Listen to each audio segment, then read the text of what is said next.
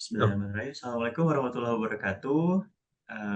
Selamat menyaksikan eh, presentasi kami ya, rekan-rekan semuanya, termasuk kepada Ibu Resa selaku dari dosen mata kuliah EI Bisnis. Pada sesi kali ini, kami mohon izin untuk mempresentasikan terkait dari tugas ujian akhir semester kami, yaitu pembuatan business plan. Nah, jadi business plan yang akan kami buat, yaitu eh, sebuah aplikasi yang membidangi kesehatan mental yang dimana terdiri dari fitur sesi meditasi dan konsultasi psikologi profesional. Oke, jadi untuk bisnis plan ini disusun terdiri dari 5 anggota kelompok, yaitu ada Rizky Ade Maulana, Mentari, Agung Kurniawan, Kemas Muhammad Fakhrudin, dan Muhammad Lukman RA. Oke, baik, langsung saja kita masuk ke dalam materinya. Untuk jadi secara pengantar, secara garis besar, dari bisnis plan yang akan kami terapkan itu adalah aplikasi tentang kesehatan mental bernama Mindlify.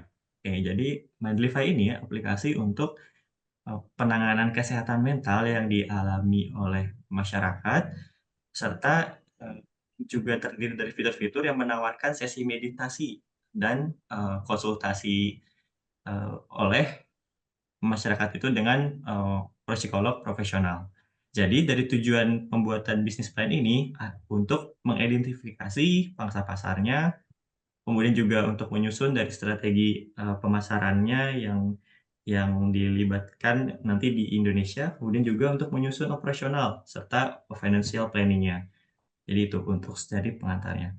Baik, untuk yang pertama juga ada legenda ya. Ada legenda itu legenda dari pembahasan ini ada 10. Yang pertama ringkasan bisnis, yang kedua permasalahan dari bisnis plan-nya, kemudian yang ketiga adalah pangsa pasar, yang keempat solusi, 5 itu model bisnis, 6 kesesuaian pasar dengan MVP, yang ketujuh eksperimen selection, yang kedelapan eksperimen sequence, 9 itu exit strategi, serta yang terakhir adalah tim untuk lebih 10.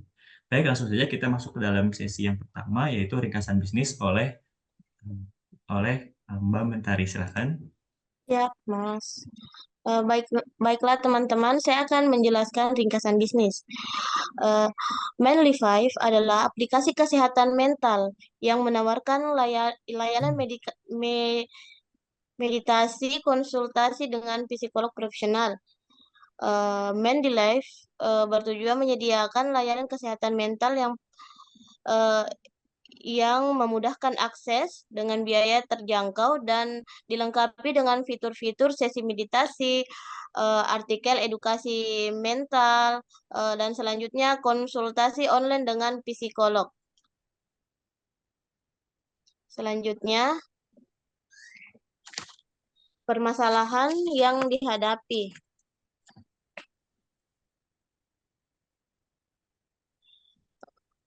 Permasalahan bisnis yang dihadapi eh, ada beberapa permasalahan bisnis yang dihadapi. Yang pertama yaitu adalah aksesibilitas rendah.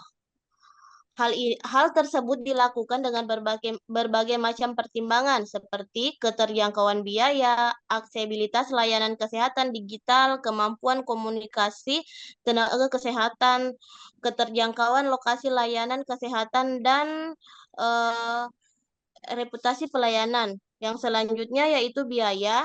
Eh, Layanan kesehatan mental tradisional seringkali mahal dan tidak terjangkau. Selanjutnya, stigma sosial. Penggunaan kesehatan mental secara maksimal masih terhalang dengan adanya stigma kepada penderita gangguan mental yang datang dari individu itu sendiri maupun lingkungan sosial. Dan selanjutnya yaitu kekurangan sumber daya manusia. Eh, Rasio psikiater di Indonesia masih sangat timpang. Harusnya rasio psikiater dan jumlah penduduk itu berbanding 1 banding 30.000 jiwa. Dan selanjutnya saya serahkan ke Mas Rizky. Oke, baik. Terima kasih kepada Mbak Mentari. Selanjutnya akan ada sesi untuk pangsa pasar ya, untuk yang nomor 3. Baik, untuk pangsa pasarnya itu, Mindlify, pangsa pasarnya itu ditentukan dalam 3 layer atau 3 lapisan dasar. Itu ada, TAM, SAM, dan SOM. Jadi untuk yang pertama, kita akan membahas terkait dari, TAM itu sendiri. Jadi TAM ini adalah Total Addressable Market atau sebagaimana Eee, dari aplikasi kesehatan mental ini akan di-launching atau diterapkan itu di wilayah region mana, gitu.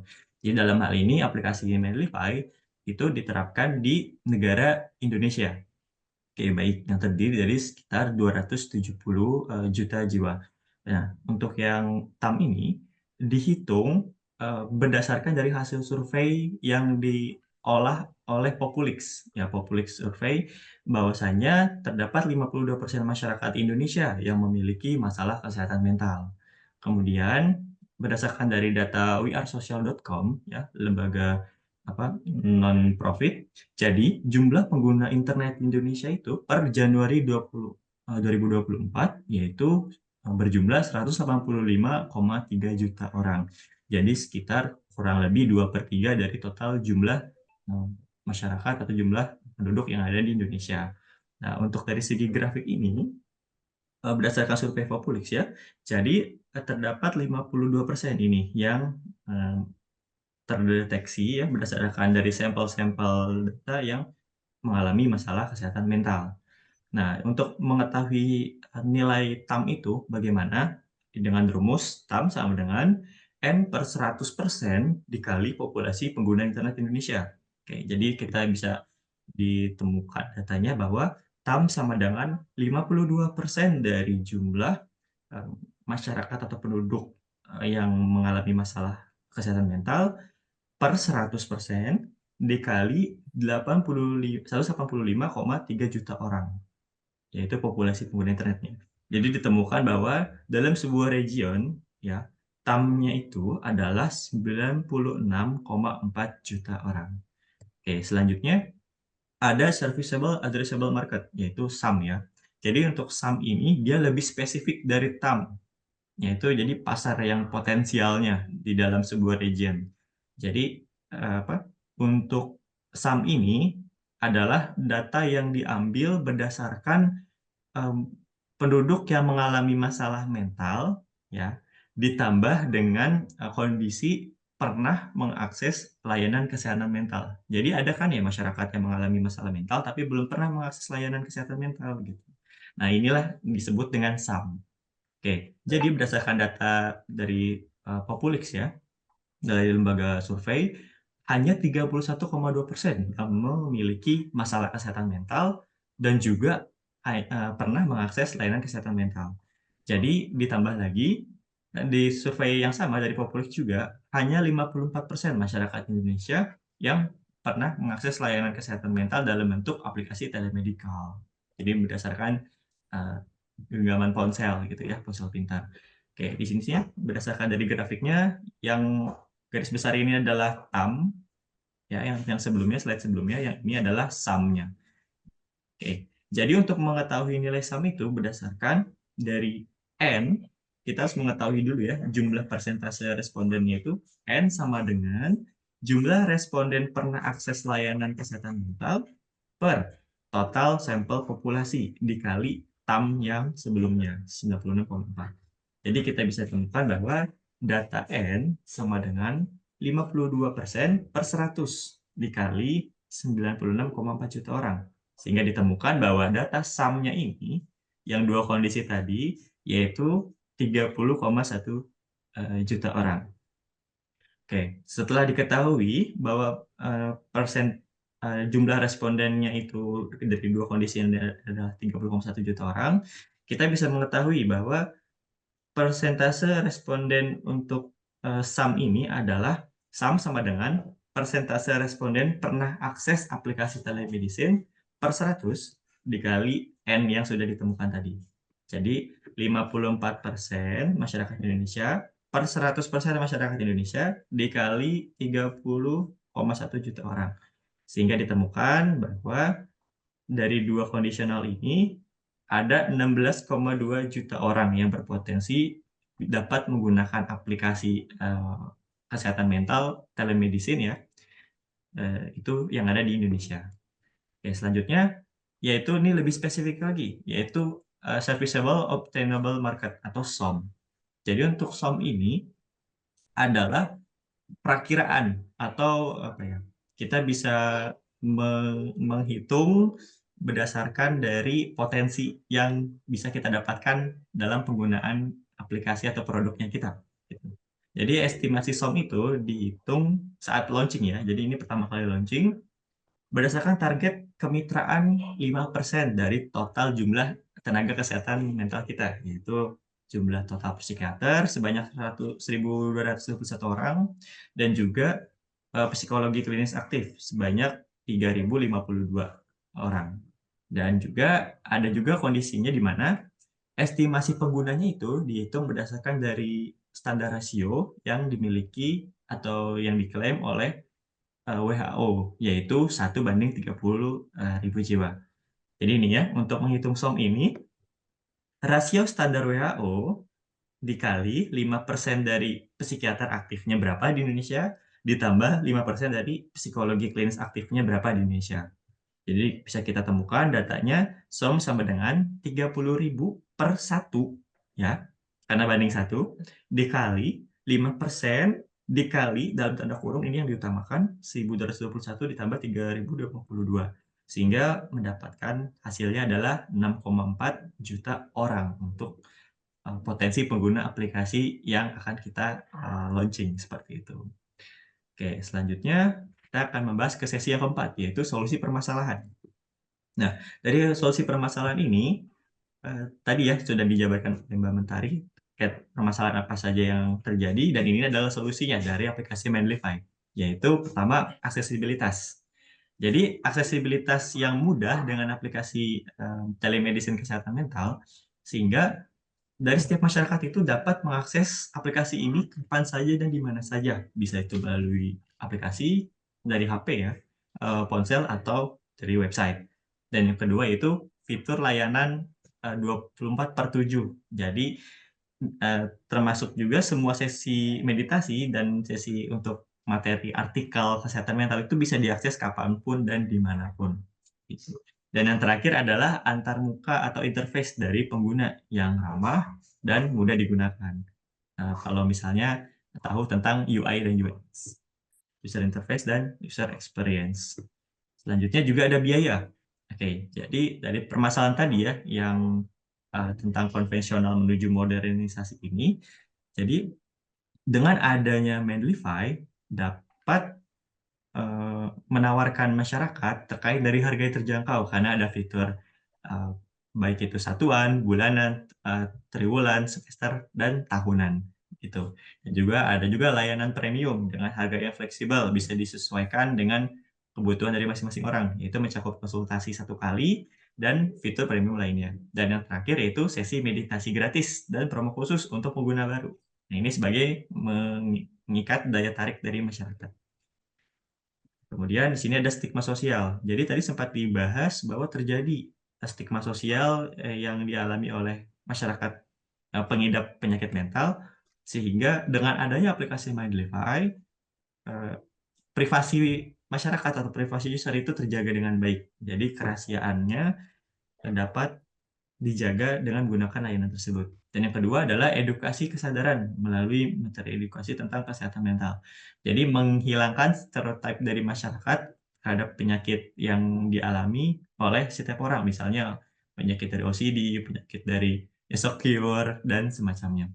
Kemudian yang terakhir adalah fitur dukungan komunitas. Jadi di sini juga terdapat forum-forum ya, atau grup untuk bisa saling sharing tentang bagaimana awal masalahnya, kemudian bagaimana untuk penyembuhannya seperti itu ya. Tapi ini secara anonim.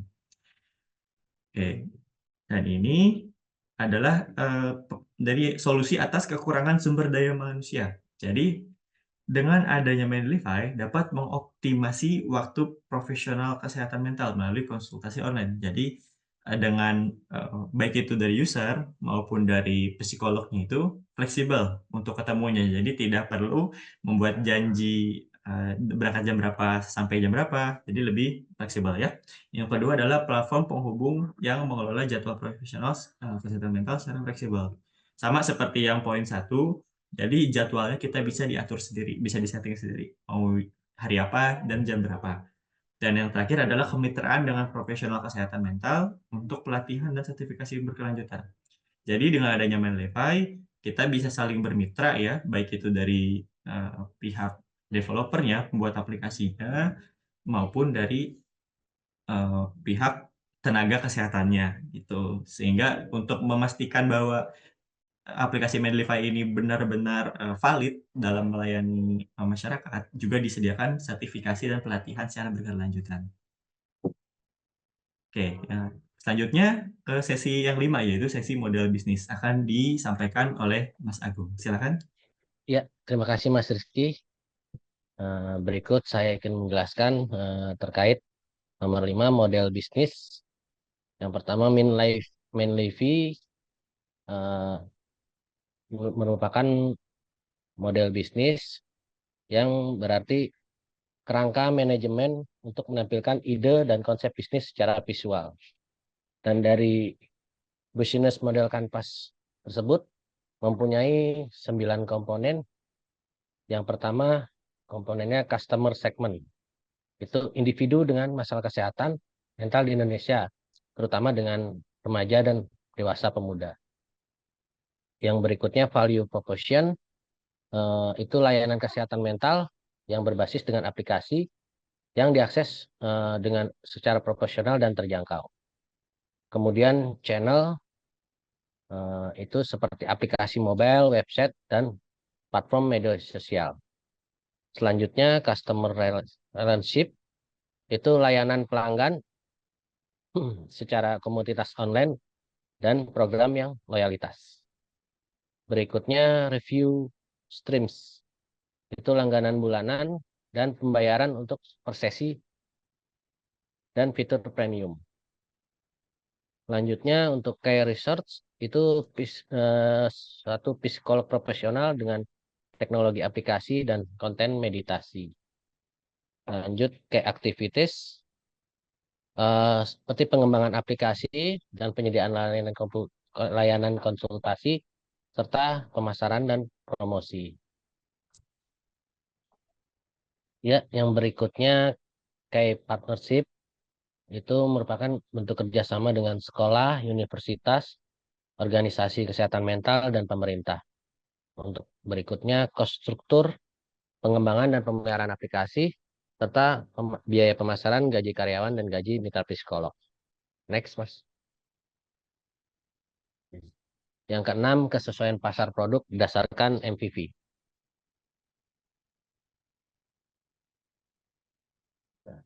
Berikut fitur utama MVV aplikasi Menlify, yakni sebagai berikut. Yang pertama itu sesi meditasi.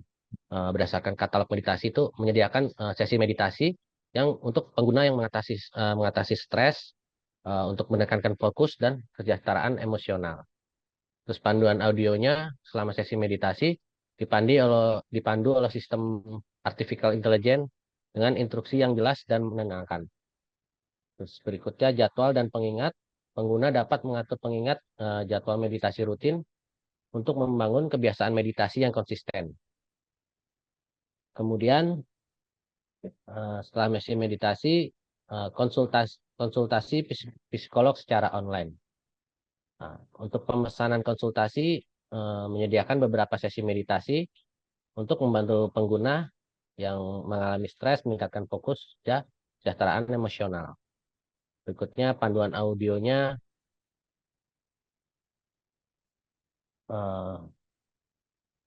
fitur ini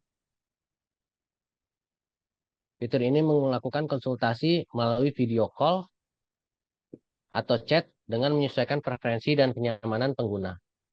Terus profil psikolognya, fitur ini menampilkan informasi latar belakang, keahlian dan ulasan dari pengguna sebelumnya untuk meningkatkan transparansi dan kepercayaan. Next, Mas.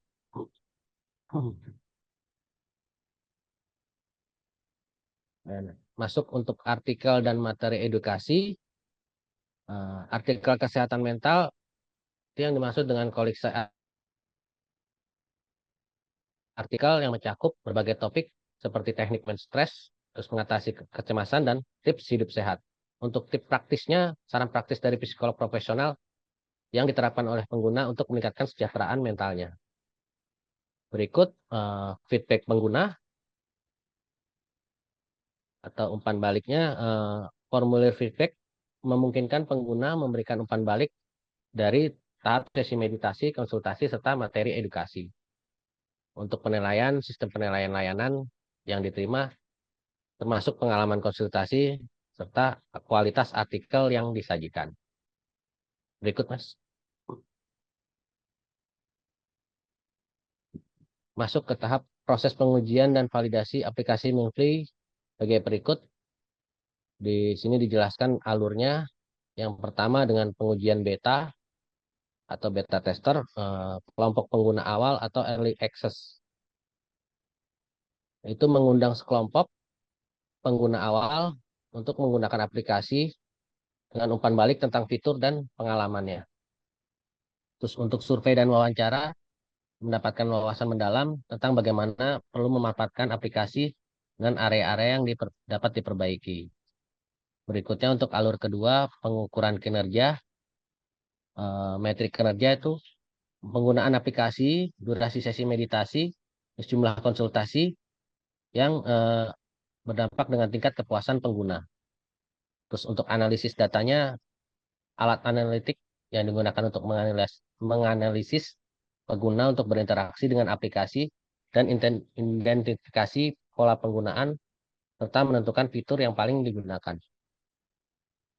Berikutnya untuk tahap alur ketiganya, pengembangan dan perbaikan. Implementasi perbaikan pada fitur yang ada berdasarkan feedback pengguna. Misalnya sebagian pengguna menggunakan fitur tambahan dalam sesi meditasi akan dapat diprioritaskan. Terus untuk pengembangan fitur baru, menyusun rencana pengembangan dari fitur baru berdasarkan analisis data serta umpan balik pengguna dengan menyusun roadmap produk untuk pengembangan berikutnya. Untuk yang alur yang terakhir, pengembangan fitur baru.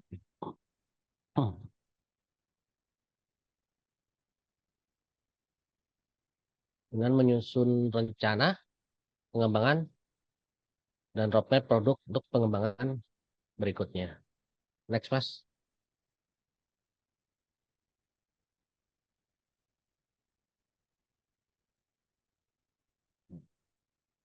Untuk strategi peluncuran dan pemasaran aplikasi Minfree yaitu sebagai berikut. Yang pertama, peluncuran bertahap. Peluncuran awal dengan fitur dasar untuk mendapatkan feedback awal dan memastikan aplikasi berfungsi dengan baik. Terus yang kedua, perluasan fitur berdasarkan hasil pengujian MVP dengan tambahan fitur-fitur yang diperlukan untuk memperluas jangkauan aplikasi dalam meningkatkan kualitas pengalaman pengguna. Dan untuk yang kedua, kampanye pemasaran dengan promosi digital.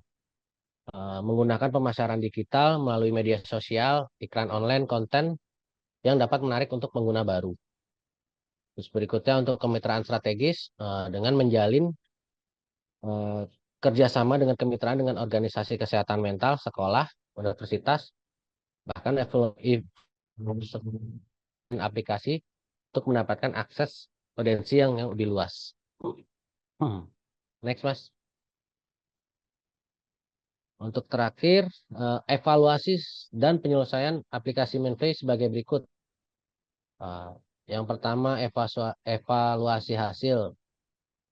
Analisis kerja untuk mengevaluasi hasil dari pengujian MVP untuk produk yang sesuai dengan kebutuhan pasar dan dengan fitur-fitur yang ada yang menarik untuk mempertahankan pengguna yang aktif. Terus untuk penyesuaian strateginya dengan pengembangan dan pemasaran berdasarkan hasil evaluasi dengan memastikan bahwa produk dapat bersaing serta memenuhi permintaan pasar. Rencana pengembangan lanjutan. Yang pertama, roadmap produk dengan menyusun roadmap produk dengan pengembangan fitur tambahan serta peningkatan umpan balik serta analisis data.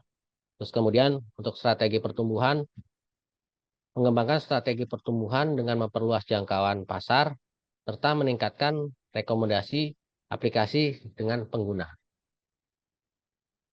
Berikut penjelasannya dan akan dilanjut dengan seleksi eksperimen dengan Mas Lukman. Baik, terima kasih Mas Agung. Metode eksperimen Mindplay. Mindplay menggunakan pendekatan eksperimental untuk mengidentifikasi fitur dan layanan yang paling efektif dalam memenuhi kebutuhan pengguna.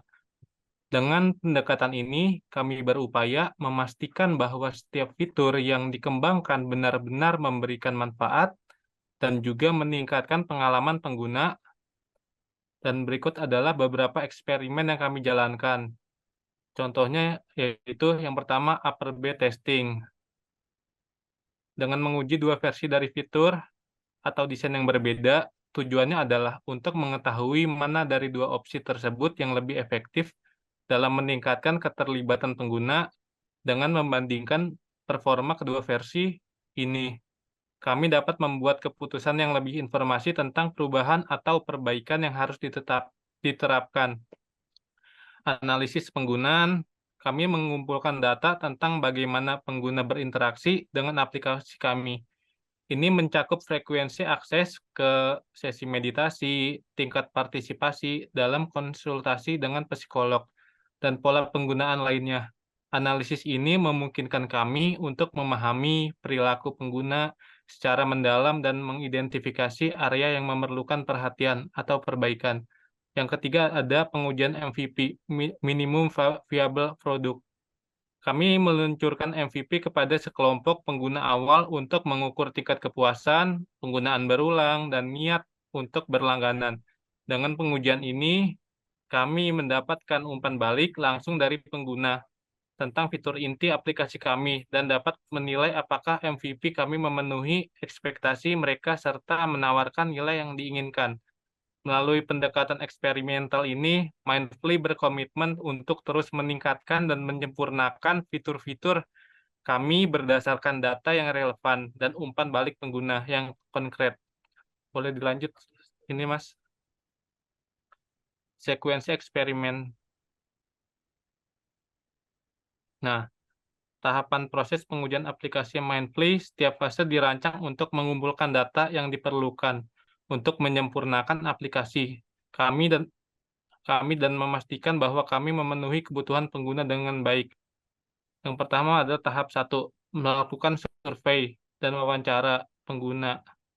Tujuannya adalah memahami kebutuhan dan masalah yang dihadapi pengguna terkait kesehatan mental dengan metode melakukan survei online dan wawancara mendalam dengan target pengguna. Outputnya adalah data kualitatif dan kuantitatif tentang kebutuhan pengguna, preferensi, dan masalah utama yang dihadapi. Yang kedua adalah tahap 2, membuat prototipe. Tujuannya adalah mengembangkan prototipe awal aplikasi Mindplay yang mencakup fitur dasar seperti sesi meditasi dan konsultasi online. Metodenya adalah membuat wireframes dan mockups yang dapat diuji oleh pengguna. Terus ada output, feedback awal dari pengguna tentang desain dan fungsi aplikasi. Selanjutnya bisa dilanjutkan oleh Mas Kemas. Ya, terima kasih Mas Lukman. Baik, saya akan jelaskan terkait dengan part yang ke-9, yakni exit strategy.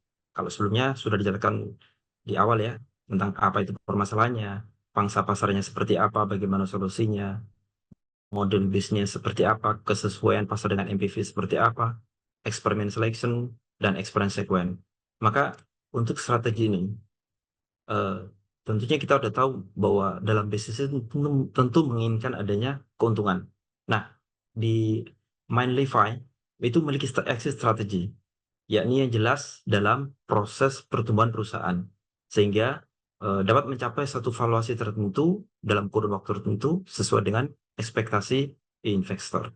Nah, exit strategi ini merupakan rencana yang dibuat oleh seorang pemilik bisnis atau pemilik bisnis ya, atau investor untuk meninggalkan atau mengurangi lah investasinya dengan cara yang menguntungkan. Nah, strategi ini penting untuk memaksimalkan nilai dari investasi dan untuk merencanakan strategi yang mulus. Baik, nah dalam exit strategi ini untuk aplikasi Mindlify ini ada 3 hal ya. Yang pertama terkait dengan 3 fase, yakni tentang growth strategy, kemudian perluasan, yang kedua adalah valuation target dan exit option. Nah di dalam growth strategy itu ada 3 tahapan. Yang pertama adalah peluncuran dan penetrasi pasar, kemudian perluasan dan variasi layanan, dan ketiga adalah skalabilitas dan monetisasi. Untuk yang tahap pertama ini,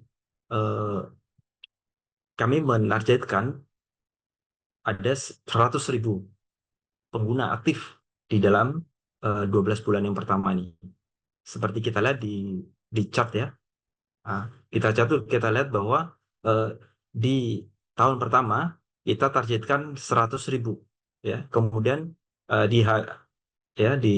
kemudian di terakhir di tahun kedua itu kita targetkan 1 juta pelanggan yang aktif. Sehingga berharap dengan dari sini kita mendapat growth yang cukup bagus atau baik sesuai dengan apa yang kita inginkan. Nah, kalau kita berbicara mengenai target revenue dengan adanya pengguna yang aktif tersebut, maka revenue yang kita targetkan dalam selama 3 tahun itu adalah 5 juta ya per tahunnya. Sehingga kalau kita total di Y1 ada 5 juta, kemudian year 2, tahun kedua ada 10, dan yang ketiga 3 tahun ada 15 juta totalnya. Nah, dengan ini valuation-nya masing-masing akan meningkat ya. Akan meningkat sesuai dengan target yang ada, yakni total 25 juta dolar dalam 3 tahun pertumbuhannya ini. Sehingga diharapkan ini akan mendapatkan keuntungan atau pendapatan yang kita harapkan. Kemudian yang kedua, yang fase valuation target, itu kita melakukan perputaran pendanaan ya, dari seri A dan B.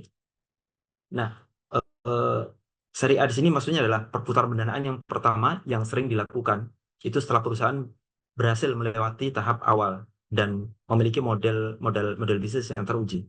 Sedangkan yang perputaran pendanaan seri B itu biasa dilakukan setelah satu perusahaan itu telah menunjukkan pertumbuhan yang signifikan dan memerlukan dana tambahan untuk memperluas jaringan pasar, meningkatkan infrastruktur atau meluncurkan produk-produk baru. Baik, yang fase selanjutnya adalah fase ketiga. Fase ketiga adalah exit option. Ini ada 2 tahapan yang kita planningkan di business plan ini. Yang pertama adalah akuisisi, yakni bagaimana mencari peluang untuk diakuisisi oleh suatu perusahaan teknologi besar, sehingga ini memperluas portfolio di bidang kesehatan mental. Dan yang kedua adalah initial public offering, yakni mempersiapkan perusahaan untuk penawaran umum perdana jika kondisi pasar memungkinkan dan perusahaan tersebut telah mencapai skala dan stabilitas yang diperlukan. Baik, kita lanjut sesi. Nah, kita setelah adanya strategi semua itu, maka kita tentunya butuh tim. Ya, apa aja yang dibutuhkan untuk mendevelop tim ini? Paling tidak ada secara eksekutif ya. Ada 5 hal ini. Yang pertama adalah CEO, yang kedua adalah CFO, ketiga CMO, dan di bawah CMO nanti ada Head of Mental Health Service dan Head of Product. Nah, masing-masing ini CEO ini akan mengarahkan visi dan strategi keseluruhan perusahaan, memastikan implementasi bisnis, rencana bisnis itu, dan mengelola hubungan dengan investor dan mitra strategi. Kemudian kalau CFO adalah memimpin tim pengembangan teknologi, memastikan aplikasi dibangun dengan arsitektur yang kuat dan scalable, serta mengawasi keamanan dan kinerja sistem. Ini sangat penting banget dalam perusahaan ini.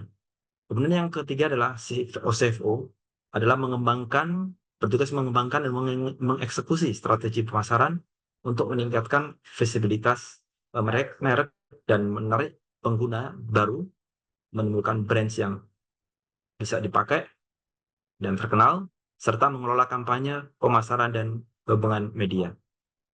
Nah, untuk Head of Mental Health Services, dia berperan untuk mengawasi kualitas layanan kesehatan mental yang disediakan melalui aplikasi, merekrut dan melatih psikolog dan konselor, serta memastikan kepatuhan terhadap standar etika dan profesional. Karena ini sangat penting banget, karena ini akan memberikan kepercayaan, ya, menjadikan rasa kepercayaan para pelanggan, ya, para customer untuk bisa terus menjadi mengikuti terus. Artinya menjadi mengikuti atau handal terhadap perusahaan ini. Kemudian yang selanjutnya adalah peran di bawahnya, itu tentunya masing-masing memiliki ada manajer, ada supervisor, ada staff. Manajer adalah dia nanti akan mengawasi operasional harian dan memastikan semua tim berfungsi dengan baik. Kemudian supervisor mengawasi kerja tim dan memastikan target serta KPI tercapai. Dan staf melaksanakan tugas harian sesuai dengan arahan supervisor dan manajer. Nah, ini semua akan berada, baik itu ada di CFO, di CMO, atau Head of Mental Health Service maupun Head of Product. Demikian yang bisa saya sampaikan, mudah-mudahan bisa dipahami. Oke, terima kasih. Saya serahkan kepada Mas Rizky, silakan. Oke, baik. Terima kasih pada rekan-rekan semuanya.